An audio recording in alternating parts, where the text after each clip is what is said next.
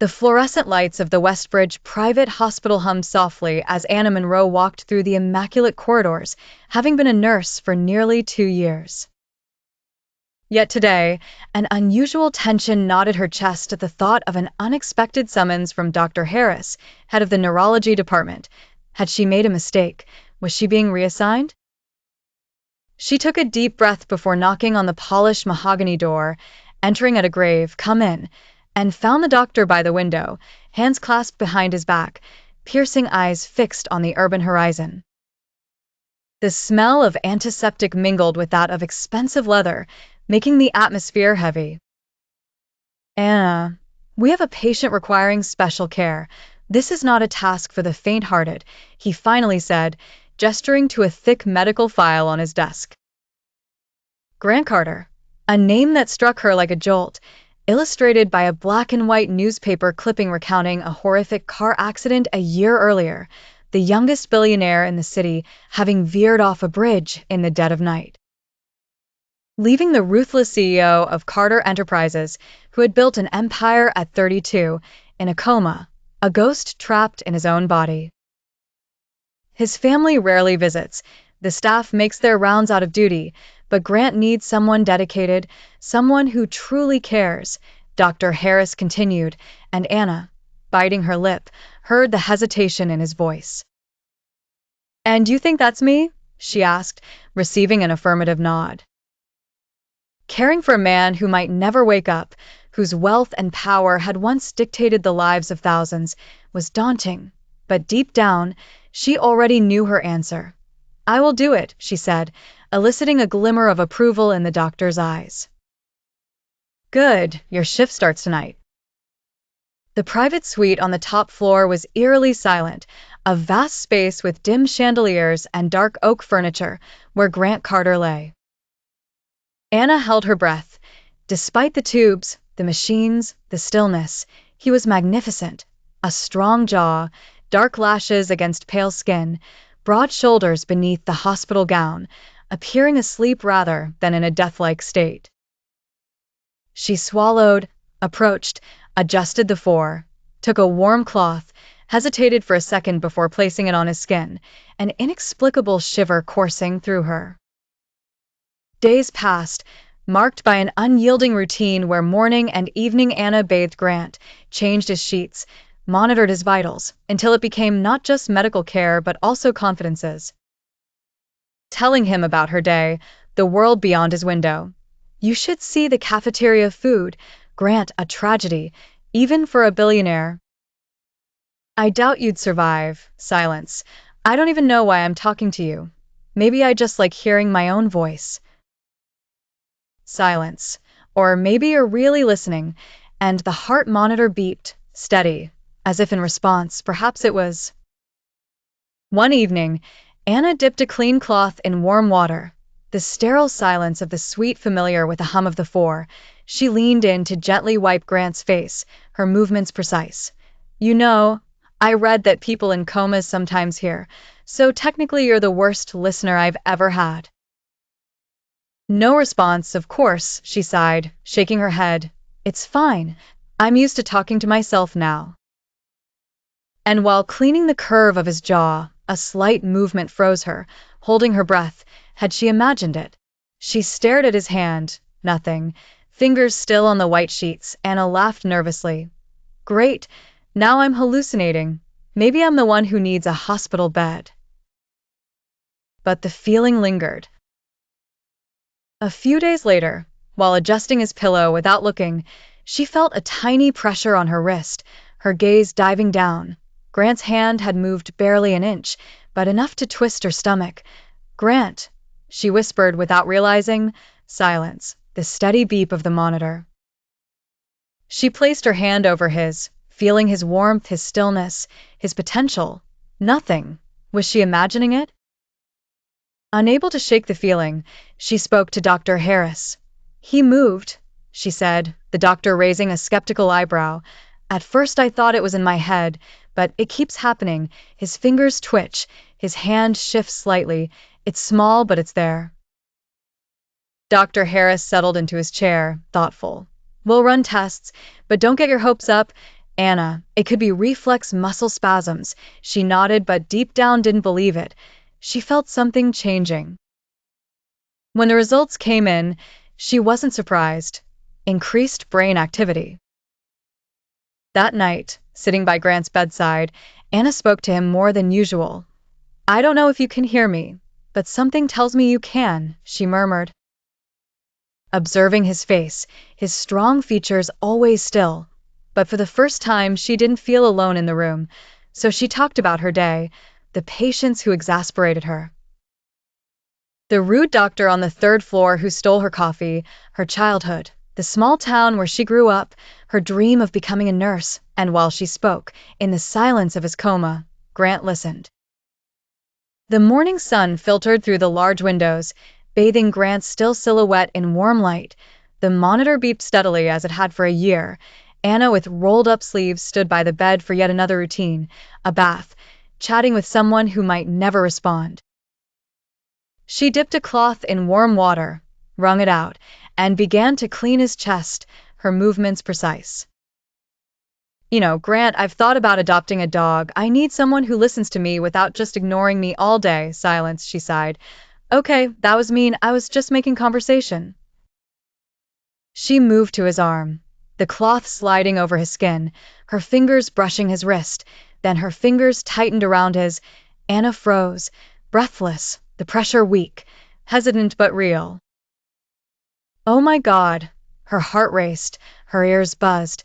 She wanted to believe it was a reflex, but no, because suddenly Grant's eyes opened. For a moment Anna didn't move, didn't breathe. She had spent months staring at those closed eyelids, waiting for a sign of life. And now those ocean blue eyes were looking at her, confused, vulnerable but alive. "Company there?" he murmured, his voice hoarse, barely audible but real. Anna shivered, her knees buckling. He had spoken. He had awakened.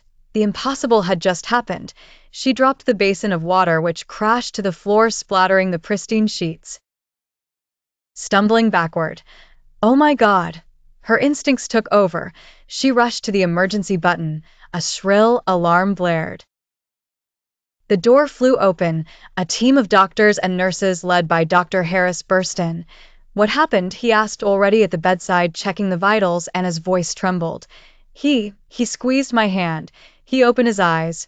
The morning sun filtered through the large windows, bathing Grant's still silhouette in warm light.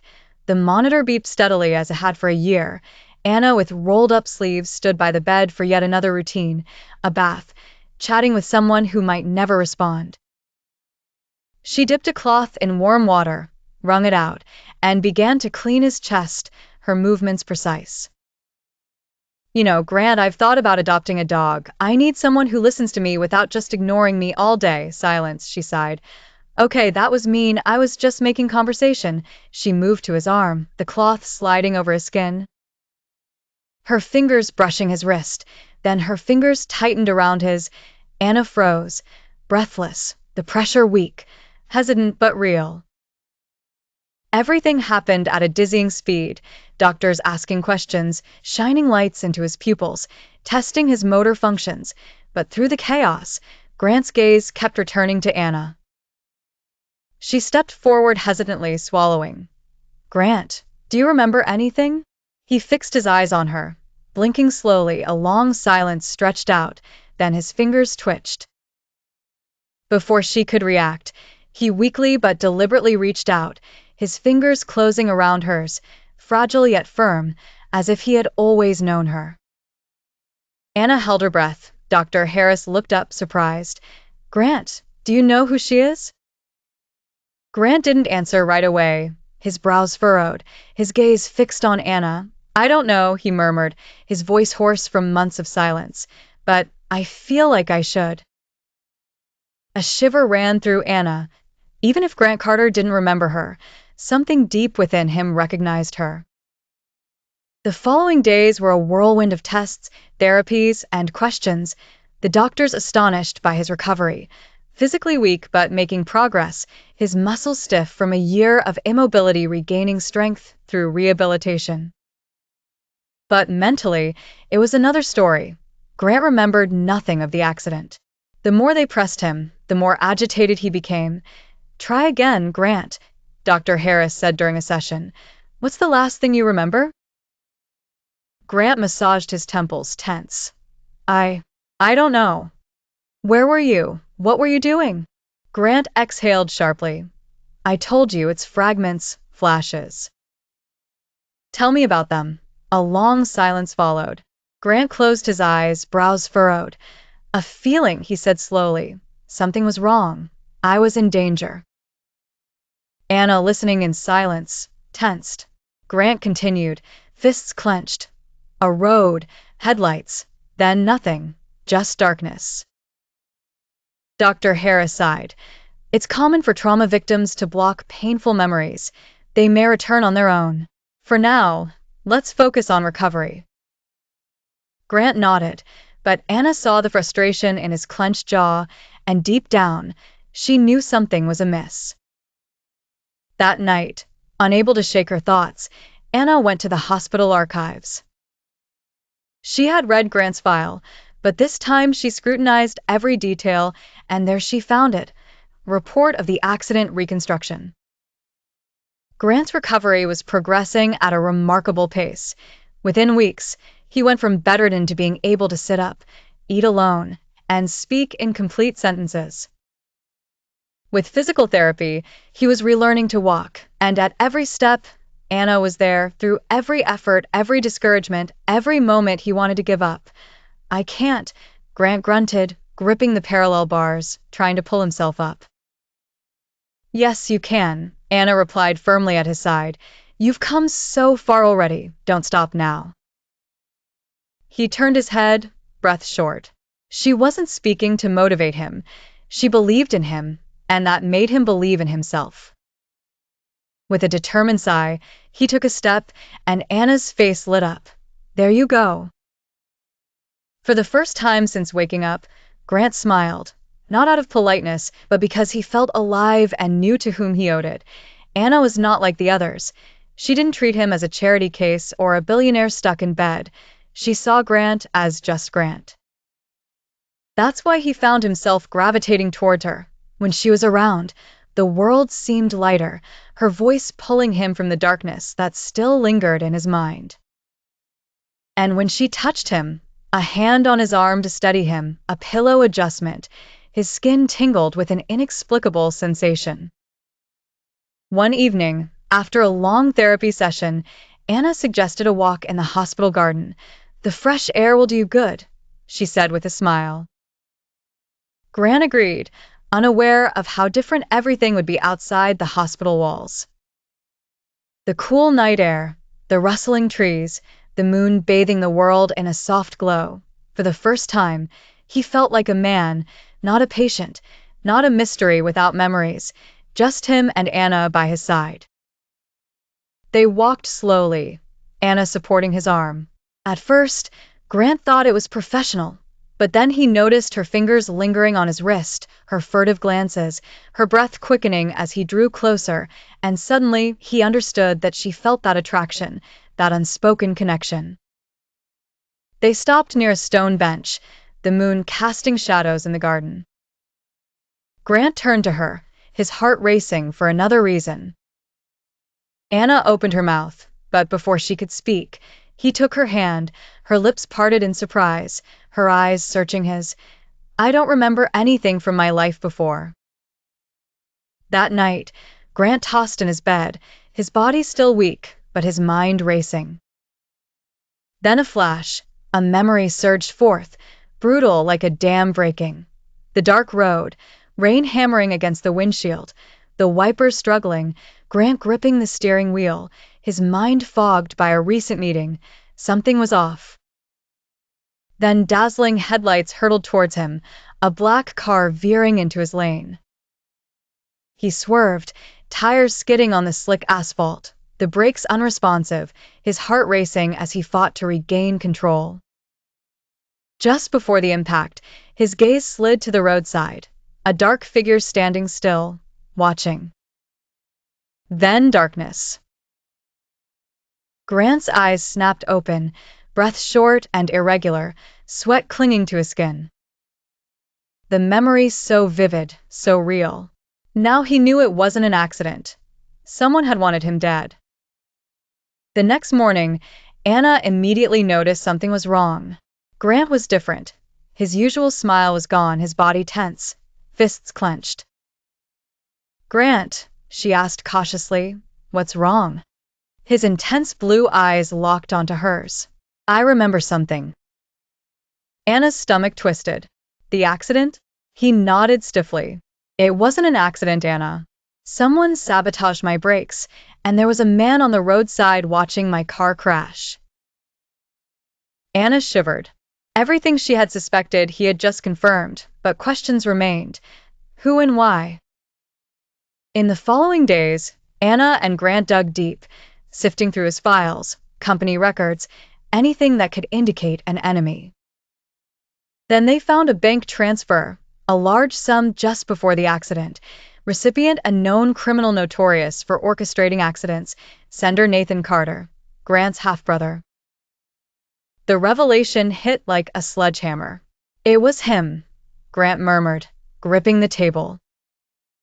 That night, Grant and Anna arranged a confrontation with Nathan in the dark office of the Carter estate. Nathan slouched in a leather chair, a glass of whiskey in hand, sneering as they entered. "Well, the undead walks." Rage boiled within Anna, but before she could speak, the door swung open violently. Two uniformed officers entered. Nathan's face went pale. "Nathan Carter," one of them announced, "you are under arrest for attempted murder." Nathan turned to Grant in panic. "You set me up." Grant tilted his head. "No, brother, you set yourself up." Nathan was dragged away, handcuffed, shouting empty threats.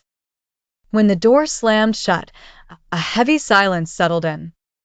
Grant finally exhaled, shoulders sagging. It was over. Justice was served. He was free. The imposing and cold Carter estate had always been a fortress of wealth, but tonight in the grand dining room, it felt different, warmer, intimate. Candles flickered on an elegant table near the large windows overlooking the skyline, the scent of fresh roses filling the air, a bottle of wine in an ice bucket, 2 plates perfectly arranged. Anna held her breath. "Grant, what is this?" she asked, turning to him.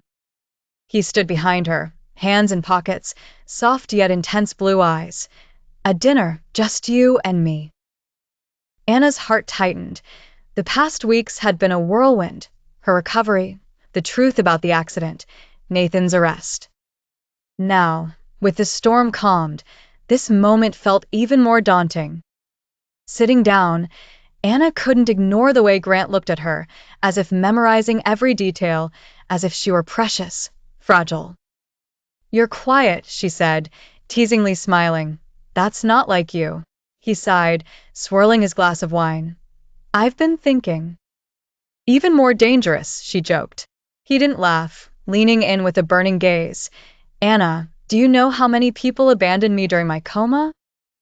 Tears flowed, but she smiled. "Grant, you have no idea what this means to me." He wiped a tear with his thumb. "Then let me show you." He leaned in, foreheads touching. Anna knew this was just the beginning. Months had passed since that night when Grant confessed his love. Everything had changed. He had fully recovered, regaining his strength through hours of rehabilitation. His body was no longer weak, freed from the accident that had nearly killed him.